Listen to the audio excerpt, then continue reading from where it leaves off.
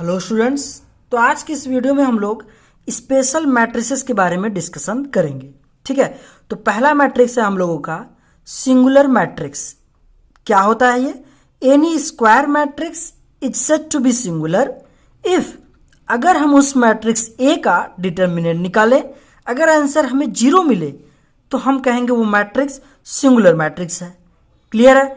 और हाँ, अगर उसी मैट्रिक्स का कोई मैट्रिक्स दिया होगा, अगर उसका डिटर्मिनेंट निकालें और 0 ना आए, 0 के अलावा भी कोई भी वैल्यू आए लेकिन 0 ना आए, तो हम उस मैट्रिक्स को नॉन सिंगुलर मैट्रिक्स कहेंगे। क्लियर है? नाम से ही लग रहा है नॉन। नॉन का मतलब नहीं, मतलब वो 0 नहीं आना चाहिए। अगर 0 नहीं आ रहा है तो वो मैट्रिक्स हमारा नॉन सिंगुलर मैट्रिक्स होगा। अगर 0 आएगा तो वो सिंगुलर मैट्रिक्स होगा। क्लियर है? अगला देखें मैट्रिक्स हमारा क्या है, सिमेट्रिक मैट्रिक्स। ठीक है, क्या होता है? Any square matrix is said to be symmetric if A transpose is equal to A. हमें कोई मैट्रिक्स ए दिया होगा, उसका हम ट्रांसपोज निकालेंगे। ट्रांसपोज निकालने के बाद हमें वही मैट्रिक्स दोबारा से मिल जाए तो हम कहेंगे वो जो मैट्रिक्स हमें दिया है वो सिमेट्रिक मैट्रिक्स है। आप एग्जाम्पल देखें। पहला एग्जाम्पल आपको दिख रहा होगा ए, ये कोई मैट्रिक्स है। तो हमने क्या किया, ट्रांसपोज निकालना हमने पिछले वीडियो में बता रखा है। तो ये जो रो है उसको कॉलम में लिख दें, 2 - 1 3। इस वाले को हमने कॉलम में लिख दिया 2 - 1 3। और दूसरा रो है -1 4 1, तो हमने कॉलम में लिख दिया -1 4 1।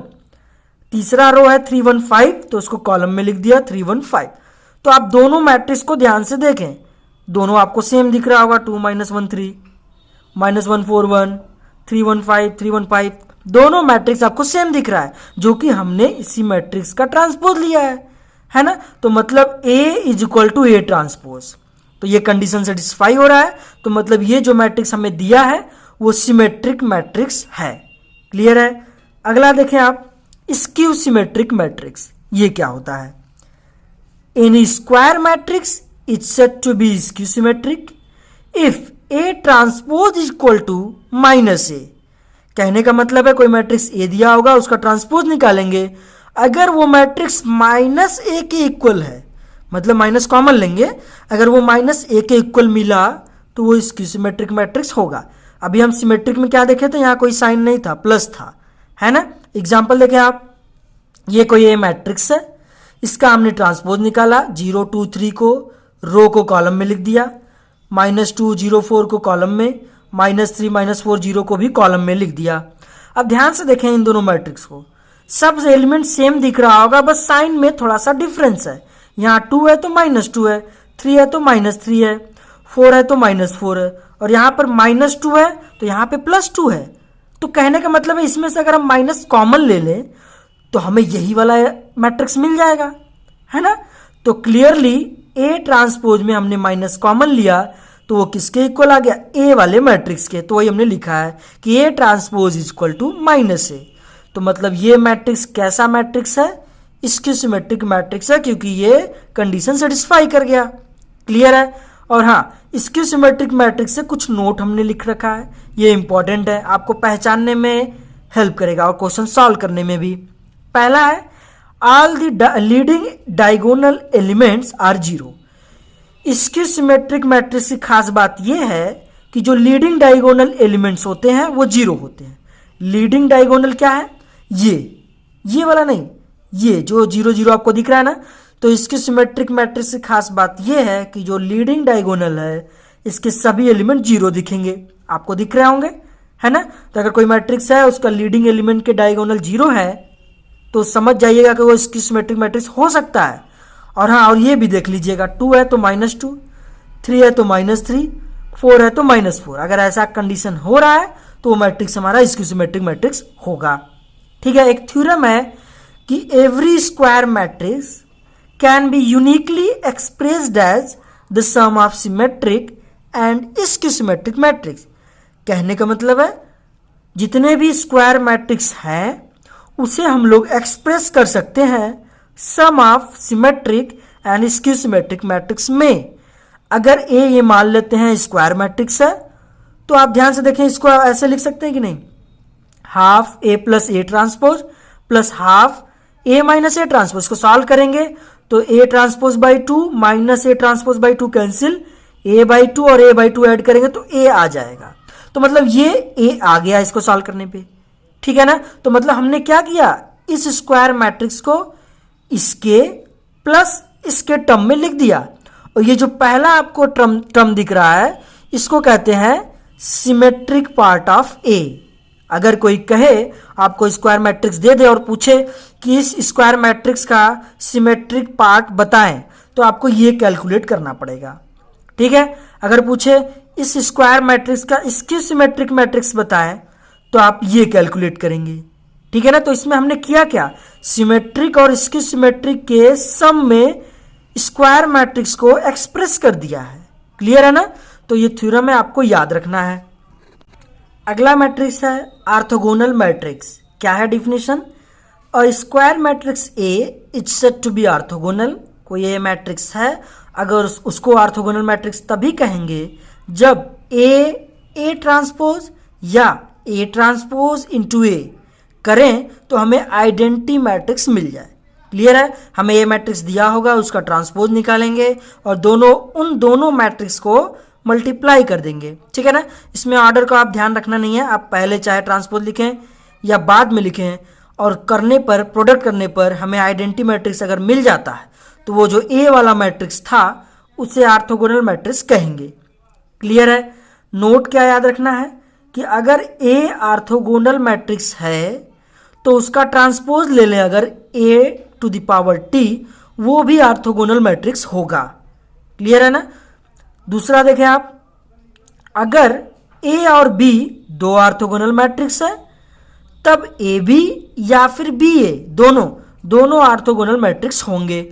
ए और बी ऑर्थोगोनल है तो ए बी भी ऑर्थोगोनल होगा और बी ए भी ऑर्थोगोनल होगा। ए बी क्या है, उन दोनों मैट्रिक्स का प्रोडक्ट, बी ए भी उन दोनों मैट्रिक्स का प्रोडक्ट है, ठीक है ना। आप याद रखना ए बी और बी ए इक्वल नहीं आता, जरूरी नहीं है, हो भी सकता है और नहीं भी हो सकता है। क्यों, क्योंकि ये सब मैट्रिक्स है, ठीक है ना। अगला देखें आप, हर्मिशियन मैट्रिक्स। ये क्या होता है, a square matrix A is said to be Hermitian if A to the power theta is equal to A. कोई ए मैट्रिक्स दिया है, उसे हर्मिशियन तभी बोलेंगे अगर हम उसका ए टू द पावर थीटा निकालें तो हमें वही मैट्रिक्स दोबारा मिल जाए। अब ये ए टू द पावर थीटा क्या है, ये हमने पिछले वीडियो में बता रखा है कि सबसे पहले उस मैट्रिक्स का आप कॉन्जुगेट निकालें, फिर जो आंसर आए उसका ट्रांसपोज कर दें तो वही है ए टू द पावर थीटा, ठीक है ना। ये दोनों ऑपरेशन परफॉर्म करने के बाद जो आंसर आए वही हमारा ए टू द पावर थीटा है। और ये ए के अगर बराबर आ जाए तो हम उस मैट्रिक्स को हर्मिशियन मैट्रिक्स कहेंगे, ठीक है। और इसकी हर्मिशियन में क्या होगा कि ए टू द पावर थीटा जब निकालेंगे तो हमें माइनस ए मिल जाए। देखें आप, यहाँ प्लस है यहाँ माइनस है, अगर माइनस मिल जाता है तो हम कहेंगे कि वो मैट्रिक्स स्क्यू हर्मिशियन मैट्रिक्स है। क्लियर है। अगला मैट्रिक्स देखें, यूनिटरी मैट्रिक्स। ये क्या है, a matrix having complex entries. पहली बात, यूनिटरी मैट्रिक्स में क्या होगा, कोई भी मैट्रिक्स दिया होगा तो उसमें कॉम्प्लेक्स एंट्रीज होंगे, उसमें जो एलिमेंट होंगे वो कॉम्प्लेक्स नंबर होंगे, ठीक है ना।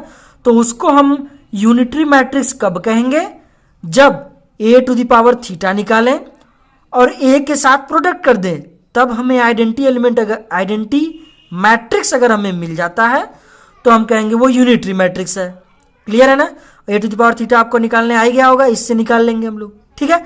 और ओरिजिनल मैट्रिक्स साथ प्रोडक्ट करेंगे, अगर आइडेंटिटी मैट्रिक्स मिल गया तो वो यूनिटरी मैट्रिक्स कहलाएगा, ठीक है।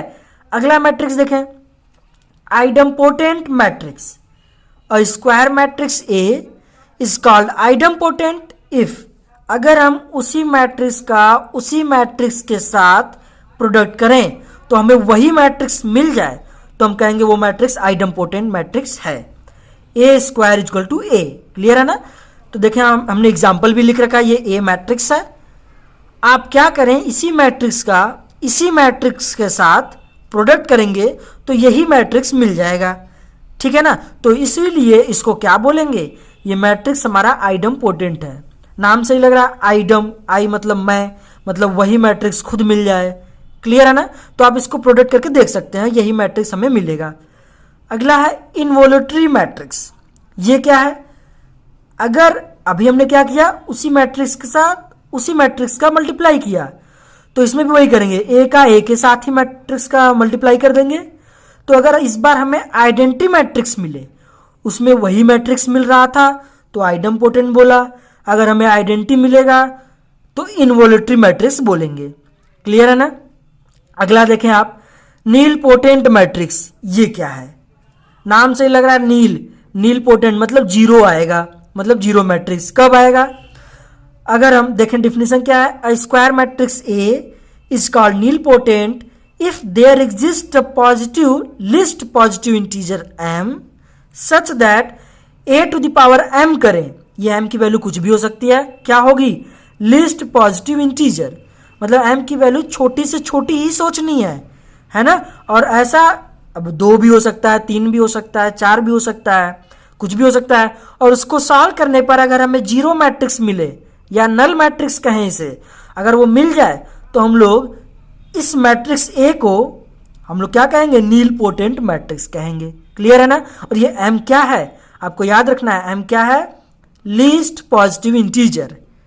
और इसी m को, ऐसा m जिसपे a के पावर में रखने पर हमें जीरो मैट्रिक्स मिल जाता है, उस m को हम लोग कहेंगे index of nilpotent matrix A. Clear है ना?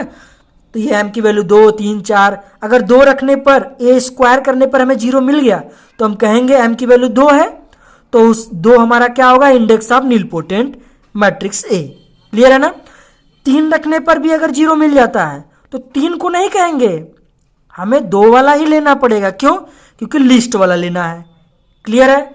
आई होप आपको ये वीडियो समझ में आया होगा। अगर वीडियो पसंद आया है, समझ में आया है, तो वीडियो को लाइक करें, चैनल सब्सक्राइब करें और जो नीडी स्टूडेंट हैं उन्हें शेयर करें। हम लोग नेक्स्ट वीडियो में अब कुछ क्वेश्चंस की प्रैक्टिस करेंगे। ठीक है? तब तक के लिए थैंक यू।